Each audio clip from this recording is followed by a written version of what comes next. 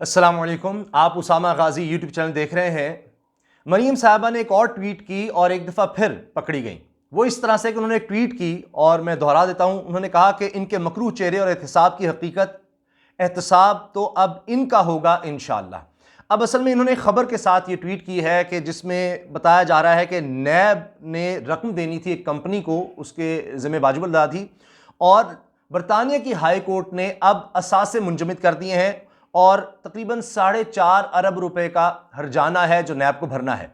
अब उन्होंने तो अपनी तरफ से नैब के खिलाफ ये ट्वीट कर दिया कि देखिए नैब की कितनी जगहसाई हो रही है और बरतानवी अदालत ने नैब के खिलाफ फैसला सुना दिया है, ये है नैब जिसने हमारे खिलाफ इक़दाम किए। लेकिन असल कहानी और दिलचस्प बात यह है कि मरीम साहबा के साथ वही इसराइल वाला मामला हो गया है। लेकिन अभी तक, जब तक मैं वीडियो बना रहा हूं, उन्होंने ट्वीट शायद इसलिए डिलीट नहीं की कि लोग और ज़्यादा इस पर बात करेंगे कि वही इसराइल वाला मामला दोबारा हो गया, वो मैं क्या करूं, किस मुंह से इसको डिलीट करूं, क्या करूं क्या ना करूं।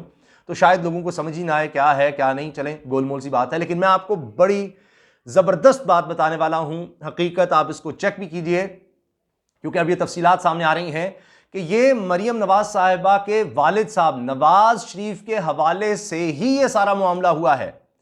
चूंकि नैब ने एक कंपनी के साथ, ब्रॉडशीट कंपनी थी, उसके साथ मुआहिदा किया था कि बाहर जो मुल्क, बाहर के ममालिक में, जिस तरह बरतानिया है, ऐसे ममालिक में जो नाजायज़ दौलत बनाई हुई है लोगों ने पाकिस्तान से ले जाकर, जिनमें नवाज शरीफ का नाम भी शामिल था, तो उनको ट्रेस करना है। उस ब्रॉडशीट कंपनी ने, नैब ने उसके साथ मुआहिदा किया और मुआहिदा यह था कि जितनी भी रकम निकलेगी, असासे पकड़े जाएंगे, उसमें से 20% नैब उनको देगा, इसके अलावा कुछ नहीं। यानी कोई उनके साथ इस तरह नहीं कि उनको सालाना कुछ पे करना है या वैसे। जब केस पकड़ेंगे फिर।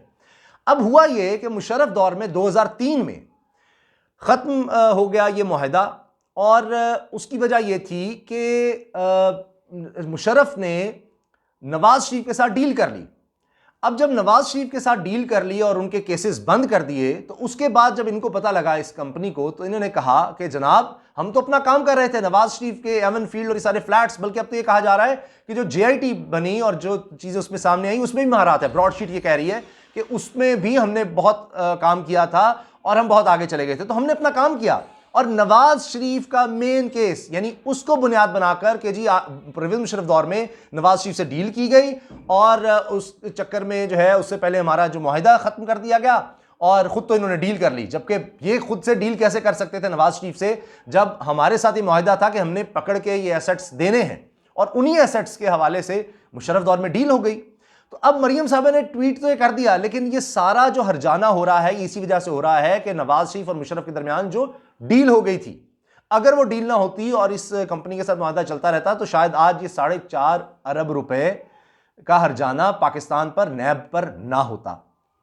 अब इसकी मैं आपको और तफसील बताता हूं इस हवाले से। मुझे उम्मीद है कि मैं ये बात आप तक कन्वे करने में कामयाब हो गया हूँगा, क्योंकि थोड़ा सा कॉम्प्लिकेटेड मामला है कि एक बाहर की कंपनी है, उसने कहा कि नैब ने हमारे साथ मुआहिदा किया था और फिर मुआहिदा खुद ही तोड़ दिया, और फिर वो बरतानवी कोर्ट में चलेगी वो कंपनी, और उसने कहा कि देखिए जी इन्होंने मुआहिदा तोड़ा, जबकि जिस काम के लिए किया था उसी, यानी उन्हीं क्रिमिनल से इन्होंने डील कर ली, नैब ने, और ख़ुद से डील कर ली।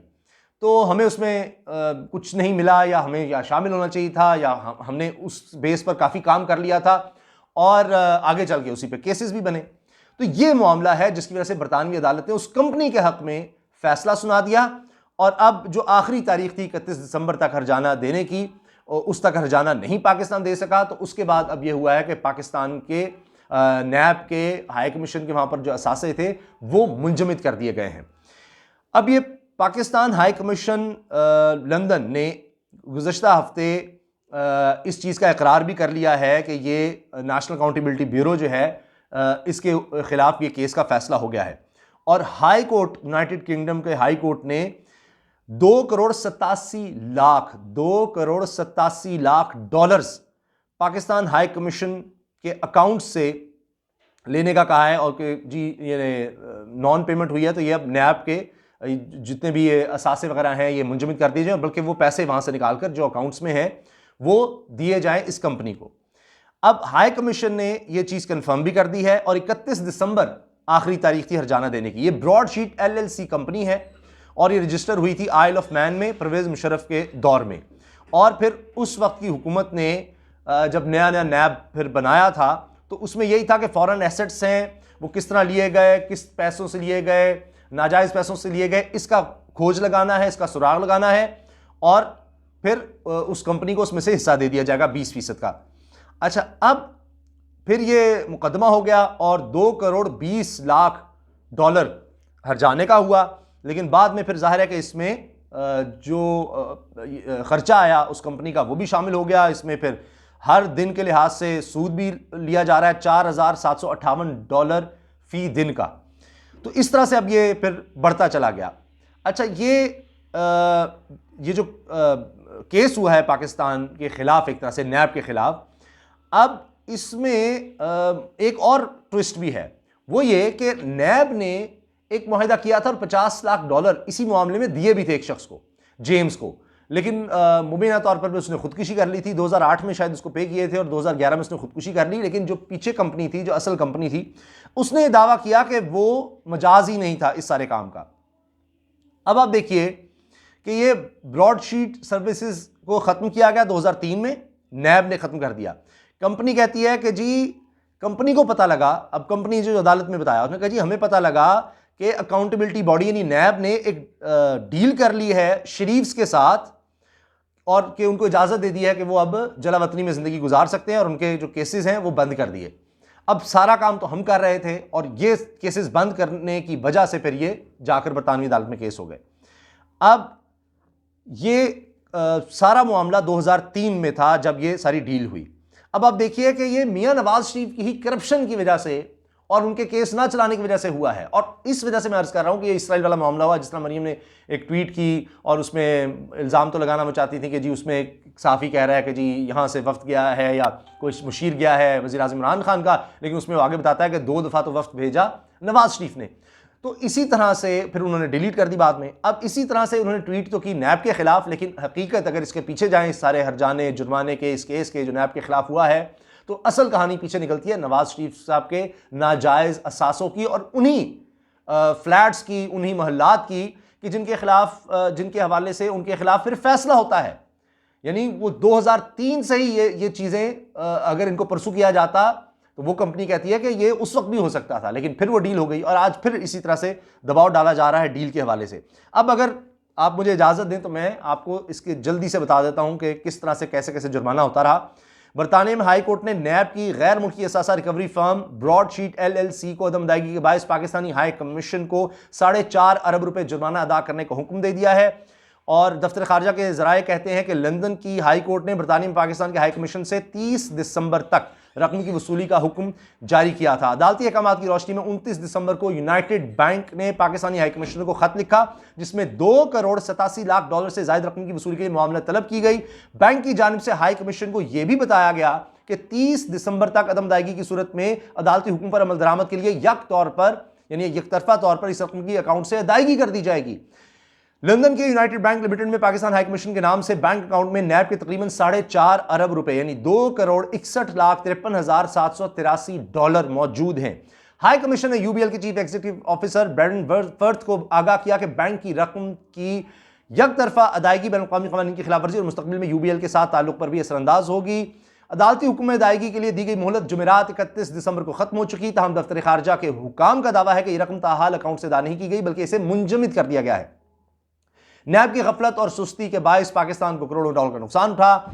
नवंबर 2018 में लंदन बैनुल-अक़वामी सालिसी अदालत LCIA ने नैब पर 1 करोड़ 70 लाख का जुर्माना आयद किया था। बाद में मुकदमे पर आने वाले $30 लाख अखराजात भी इस जुर्माने में शामिल कर दिए और 2020 में LCIA ने की जानिब से मजमूई तौर पर 2 करोड़ का जुर्माना किया गया। नैब ने जुर्माने की रकम अदा नहीं की और शरह सूद के बायस दिसंबर 2020 तक जुर्माने की रकम 2 करोड़ 87 लाख तक पहुंच गई। अच्छा, इससे पहले नैब हुकाम ने $50 लाख की गलत अदायगियां भी की और नैब की गफलत और सुस्ती के बायस मुल्क को 1 करोड़ 40 लाख रुपए का मजीद नुकसान बर्दाश्त करना पड़ा। अब इस नुकसान के जिम्मेदार नैब हुकाम को कहा जा रहा है, सख्त कार्रवाई उनके खिलाफ होनी चाहिए। 2008 का मामला है और 2 अरब रुपए से जायद खर्च भी हो गए कानूनी कार्रवाई पर। अब मुशर्रफ दौर में साबिक वज़ीर-ए-आज़म नवाज शरीफ और आसिफ ज़रदारी समेत 200 पाकिस्तानियों के बैरून मुल्क खुफिया असासों का पता लगाने के लिए ब्रॉडशीट LLC से खिदमात हासिल की गई थी। 2003 में नैब ने इस इदारे से मुआहिदा खत्म कर दिया जिसके बाद इदारे ने पाकिस्तान के खिलाफ $60 करोड़ का हर्जाने का दावा किया। ब्रॉडशीट से नैब का तनाज़ा बहुत पेचीदा है और ये कंपनी कोलोराडो से ताल्लुक़ रखने वाले बिजनेसमैन जेरी जेम्स ने कायम की थी और 2005 में काम का आगाज़ किया। इसके बाद फिर ये तहलील भी हो गई, कंपनी दोबारा यानी इसके बाद कायम की, यानी पीछे फिर एक कंपनी को और को बेच दिया था।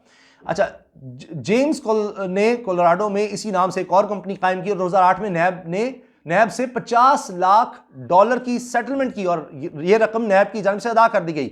2011 में मुबैना तौर पर पैलेस होटल की 5वीं मंजिल से छलांग लगाने के बाद जेम्स की मौत हो गई, यानी उसने खुदकुशी कर ली।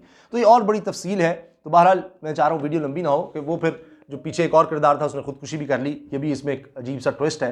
तो ये देखिए कि जहां आप जाएंगे तो इन्हीं लोगों के एहसास मिलते हैं आपको। और ये जो मरीम साहबा कह रही हैं कि जी ये नैब, इस नैब की गफलत है, तो ये भी हमें जहन में रखना है कि 2003 का मामला है, उसके बाद मुशर्रफ दौर, उसके बाद पीपल्स पार्टी का दौर 5 साल का और 5 साल का मुस्लिम लीग नून का दौर। तो उस वक्त फिर नैब किसके पास था और क्या करता रहा, तब इस केस को क्यों नहीं सही तरह से डील किया गया। इजाज़त दीजिए, अल्लाह हाफिज़, पाकिस्तान जिंदाबाद।